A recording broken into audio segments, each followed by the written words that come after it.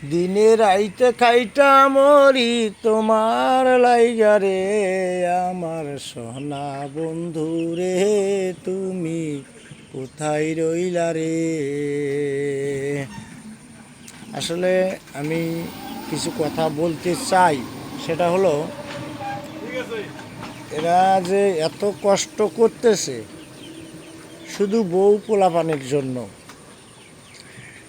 এই যে পোষা পানির ভিতরে এরা যে কত কষ্ট করে ধানের বেসন উঠাচ্ছে, এগুলো খেতে গাড়বে।